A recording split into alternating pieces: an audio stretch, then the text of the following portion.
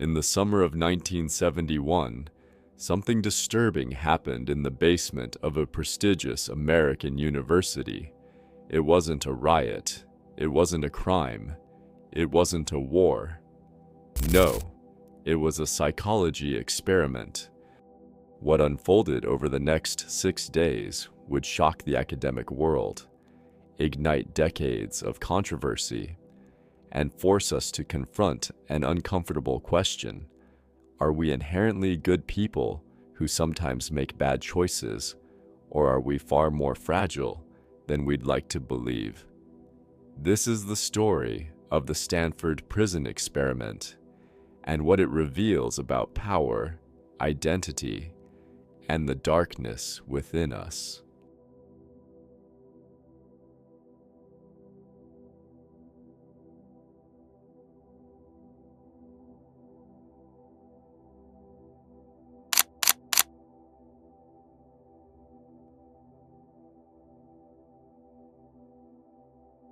Yeah. This is where it all happened in the summer of 1971. Right down this corridor in the basement of the psychology department is where we converted these offices and storage rooms to prison cells. And we had students like yourself, college students from all over the country, play the roles of either prisoners or guards. This was the yard, the prison yard. Here in this closet was solitary confinement, the infamous hole where the guards put prisoners for punishment. In 1971, psychologist Philip Zimbardo at Stanford University wanted to understand something simple and terrifying. Why do prisons so often become places of abuse?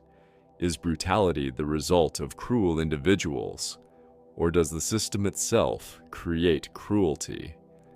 To test this, Zimbardo recruited 24 psychologically healthy male college students. They were carefully screened. No criminal records, no mental health disorders, no history of violence, just ordinary young men. They were randomly assigned to one of two roles, guards or prisoners. A mock prison was built in the basement of Stanford's psychology building.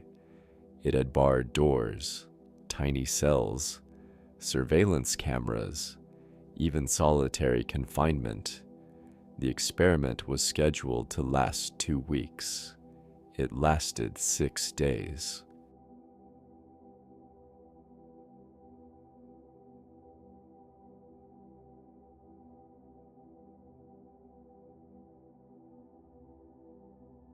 The prisoners were arrested at their homes by real police officers.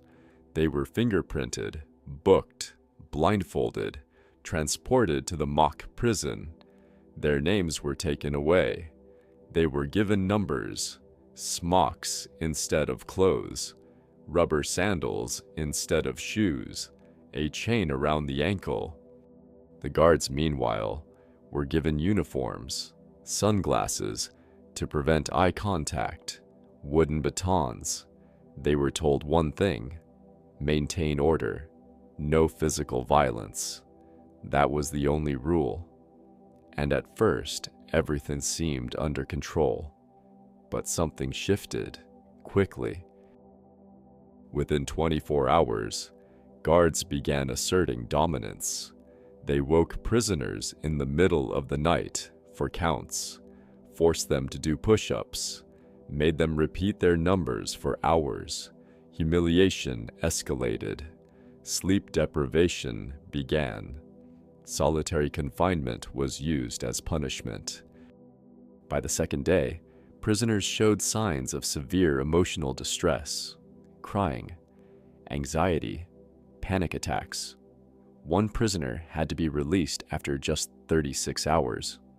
What's chilling is this: no one told the guards to become cruel. No one instructed them to humiliate or degrade. They adapted. They embodied the role. And they went further than anyone expected, even Zimbardo himself.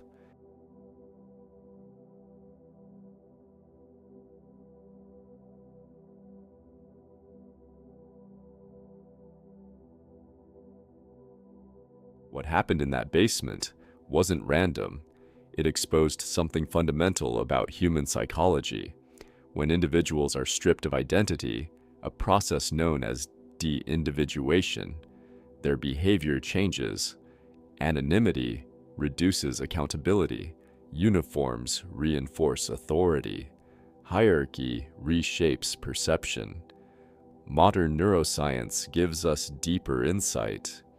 Power activates the brain's reward system, particularly dopaminergic pathways associated with dominance and control. At the same time, chronic stress weakens activity in the prefrontal cortex, the region responsible for moral reasoning and impulse control. Under authority, empathy decreases.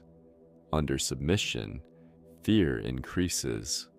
This wasn't just social behavior, it was neurological, and it wasn't the first time this pattern appeared.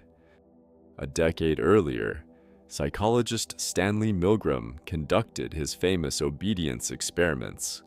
Participants believed they were delivering electric shocks to strangers simply because an authority figure told them to continue.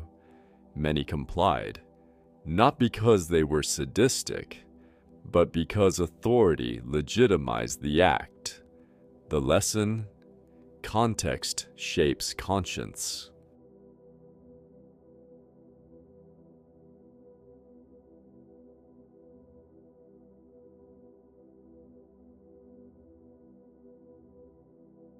Years before the Stanford experiment, political philosopher Hannah Arendt covered the trial of a German officer. She expected to see a monster. Instead, she saw something ordinary, a bureaucrat. Her conclusion became one of the most controversial ideas in moral philosophy: the banality of evil. Evil is not always committed by psychopaths. Sometimes it's carried out by normal people who stop thinking. The Stanford Prison Experiment seemed to demonstrate exactly that. No participant entered the study intending to harm anyone. Yet within days, cruelty became normalized. Why? Because roles replaced identity, and structure replaced conscience.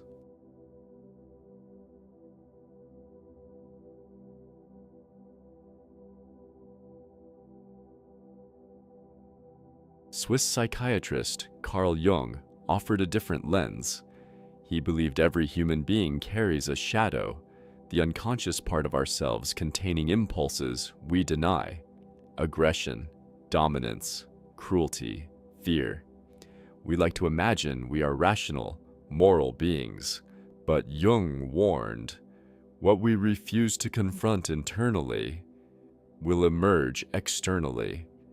The Stanford basement may not have created darkness. It may have revealed it.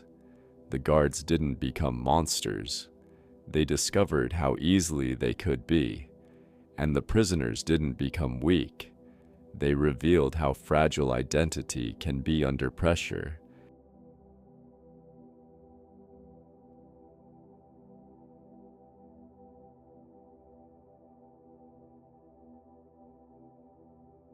Today, the Stanford Prison Experiment is heavily criticized. Researchers argue the methodology was flawed. Some claim guards were subtly encouraged to act tough. Others question whether the results were exaggerated. Ethical standards have since changed dramatically, and many scholars believe the experiment says more about suggestion than human nature. But even with its flaws, the experiment left a permanent mark on psychology because it exposed something deeply uncomfortable. Situations matter more than we think. Systems shape behavior. Power transforms perception. And morality is not as stable as we'd like to believe.